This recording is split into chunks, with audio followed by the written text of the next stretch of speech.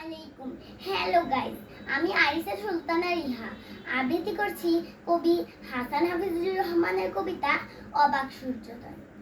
কিশোর, তোমার দুই হাতের তালুতে আকুল সূর্যোদয়, রক্ত ভীষণ মুখমণ্ডলে চমকায় ভরা ভয়, বুকের অধীন ফিনকির ক্ষুরোধার শহীদের খুন লেগে।